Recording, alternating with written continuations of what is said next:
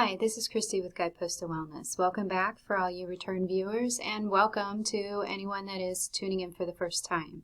This channel is dedicated to anyone out there that is looking for ways to improve their overall wellness, whether they're a reasonably well person or if they have some type of chronic illness, or if they're like myself, one of the over 25 million Americans that have an autoimmune disorder. This channel is for you. We talk about anything and everything that can affect your overall well-being. And today's topic, I think, is a very relevant one, given what is going on in the media today. At the time of this taping, we have things like the coronavirus that are going on. We recently had the Australian wildfires. There's just things that we're being bombarded with in the media all the time.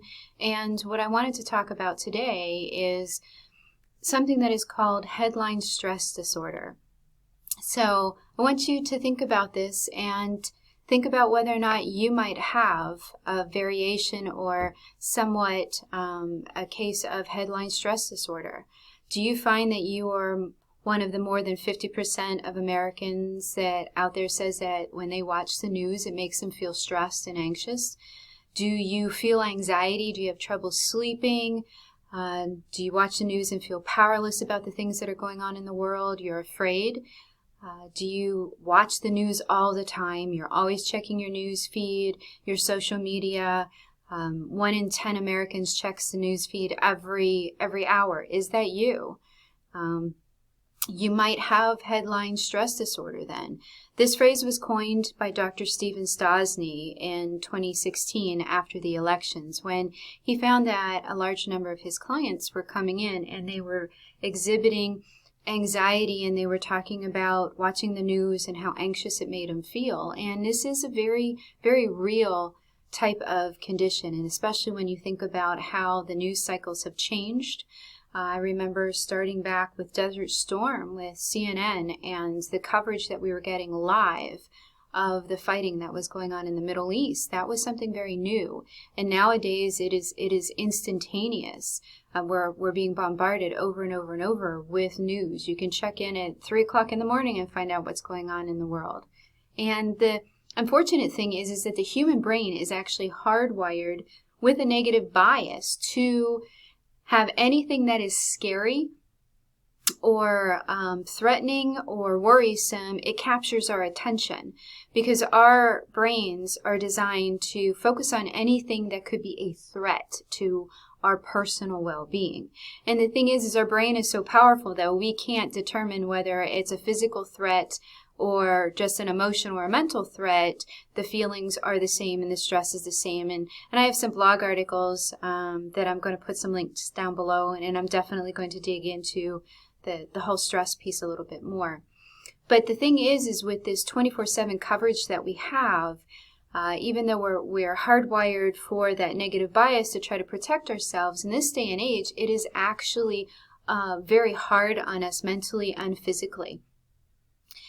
You have, like I mentioned, at the time of the recording of this, we've got the coronavirus, we've got political upheaval, we just finished with the impeachment hearings, we just finished recently with the Australian bushfires, we had horrific tornadoes in the Nashville area, and I just watched a video that was just filmed of a girl in New York City. She was 15 years old, and she was knocked to the ground, and she was kicked, stomped, and punched by up to 20 young men.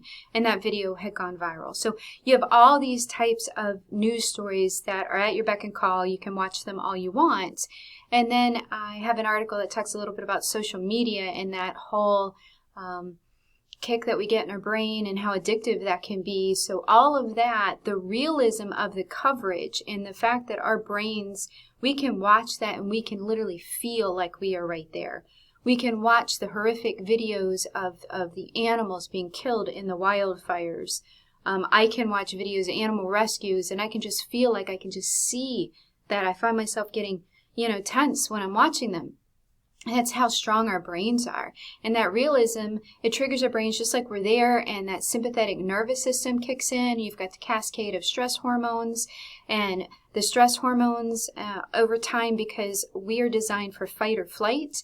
And when we're just in that high level of chronic stress all the time and our bodies aren't designed for that, then that leads to internal inflammation, which then can lead to disease. So, okay. We know that that's going to be around us. We know that this is going on. We know that the 24/7 news coverage isn't going away. We know that the media is out there to get the most sensational stories and use all this kind of language and everything to clickbait us in.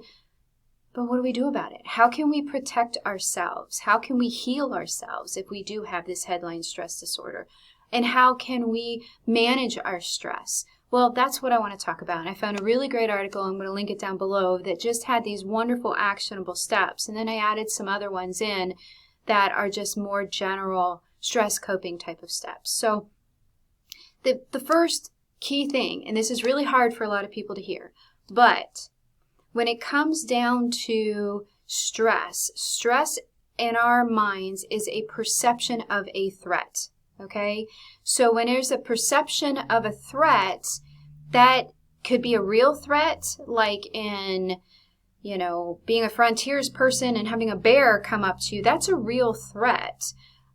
If we're not in Australia, the Australian wildfires are not a real threat to us. They're an emotional threat.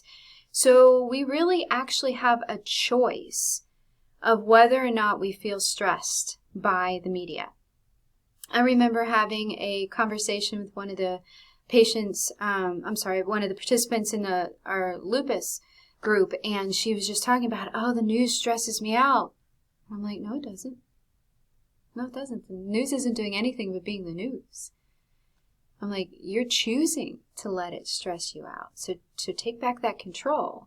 And the look on her face was like, wow, it's true. The news isn't doing anything physical to her. It is her choice to do that. So I think that's one of the first things to recognize is we can choose not to allow those things get under our skin. That takes time. That takes practice. Okay?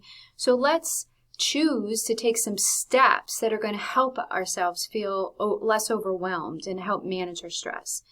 So one of the things that you can do with any type of stress in general, and I've talked about this many times before, and I will many times again, because especially with lupus and Hashimoto's and different things like that, stress are extremely important things to control that help with disease flare states. So we're going to choose to take some steps to be less overwhelmed, and one of those steps is to choose to have a daily mindfulness practice of some sort. I've done some articles about mindfulness and the benefits of that. I'm getting ready to actually do an ebook on it too. So the key thing is find some type of mindfulness. And mindfulness doesn't mean, sitting there cross-legged on the floor and trying to be a yogi. No, that trying to attain that type of level can actually make you feel stressed. No, mindfulness is something that takes you out of other places in the future, in the past, and just grounds you in right now. And it can be something like walking, in your neighborhood, or I love to go hiking with my husband in the woods. It can be yoga or an exercise that's very physical, where you're really focusing on your breathing and the poses and the everything that you're doing, so you don't have time to think about other things. I have a couple of links below for some outstanding brain entrainment products that will help you get into those states. It's just amazing. Brain entrainment is this really neat technology that actually, through sound waves in your right and left ear, will force your brain into specific brain waves. Incredible about that. And I'll put some links for those below. It could be something like playing a Schumann frequency in the background. A lot of different things like that. There are things that you can do. So find some form of mindfulness. Another really big important thing is have perspective. Recognize that the media is out there to sell fears, sell sensational things. They are always going to try to have these dramatic titles. I saw something the other day about climate change. that the wording of climate change is not strong enough. So there are people that are advocating calling it the climate catastrophe or climate chaos. Those words are very scary. And that's what they want to do, is incite fear. I think that when it comes to the climate, there are actions that we can take in our own small worlds that can take charge of that. I'm not going to give my opinion on the climate change and things like that. So, but recognize that that's what the media wants to do. They want you to grab you and just make something seem like it is just the most awful, most dreadful, most wonderful, most something to get you to read it. So keep that in mind. Recognize that there have been bad things that we've gone through before. We've been through with coronavirus. Currently, we've been through the swine flu. We've been through avian flu. In the past, the Spanish influenza. There've been some major things that humankind has gone through in the past. And in this day and age, we're very smart. We've got a lot of technology. We've got a lot of things on our side to help us work through those. And there are steps you can take. With climate change. In the 70s, believe it or not, there were many articles. You can go back to National Geographic, Time Magazine in the 70s, and they were talking about the upcoming ice age by the year 2000. An ice age. And now we're on the other end of the spectrum. So realize that and keep things in perspective. Focus on things that are in your control. I can get overwhelmed if I would allow myself thinking about all of the animals out there that are being mistreated or neglected or anything like that. And for those of you that know me, our house has a little pheromone sign over it, and just we get stray cats out to wazoo.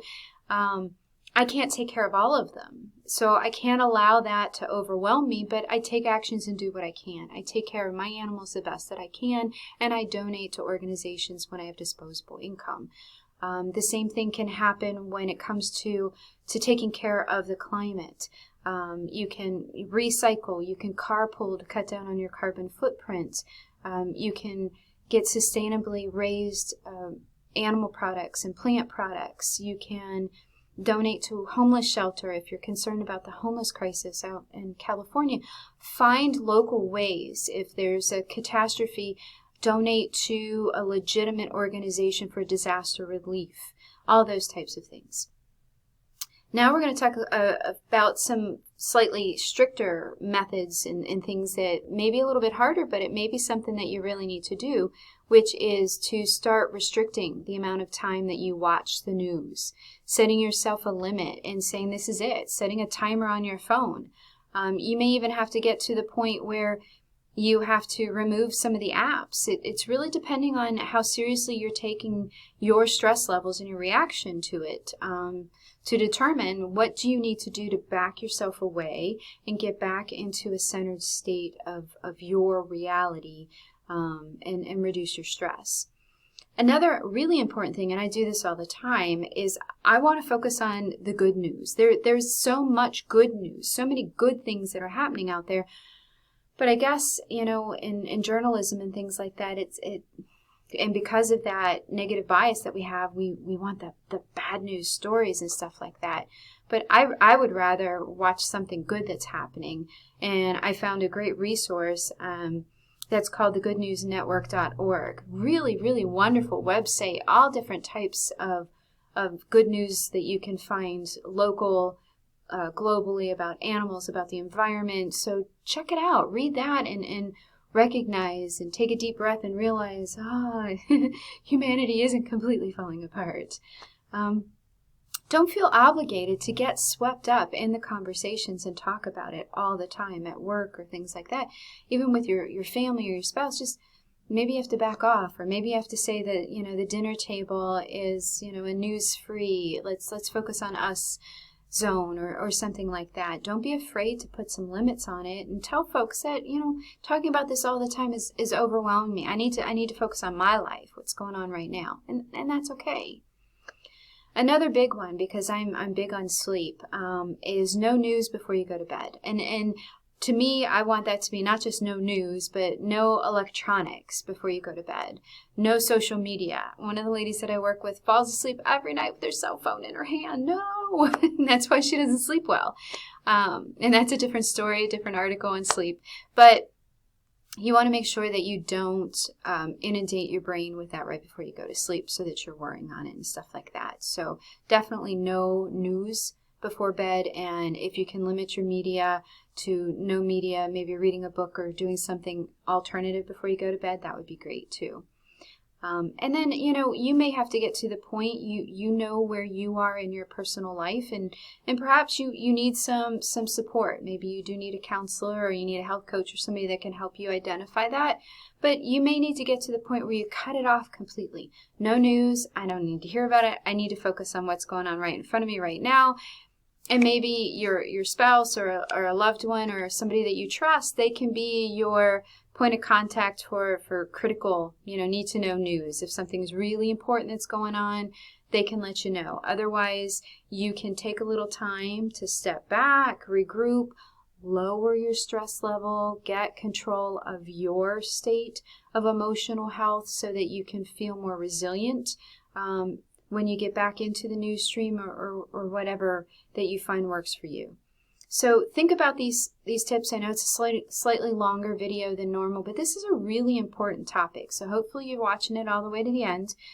Please take a look at these items, these ideas, and take any combination of these that's going to work for you, along with just a decision to take control of your stress levels, that you can control your stress levels, and how important it is to your health. Ask yourself, is this threatening me physically right here and now? Right now, is my personal well-being or a loved one in my vicinity at a threat right now? If they're not, then choose not to allow your body and your mind to react to it, okay? I know I make it sound simple, but this has taken me years to learn this myself, I promise you. That's what got my lupus in a flare in the very beginning was all the stress, physical, emotional stress that I was under and I didn't know how to deal with. So I learned the hard way.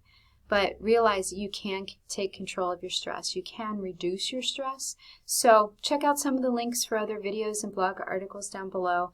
I'd love to hear what you think about this topic, about the headline stress disorder, if how you think about this, how you work through it. I'd love to hear your comments below. And as always, tune back in. Please feel free to share this video with somebody that you think might benefit from some of the coping mechanisms.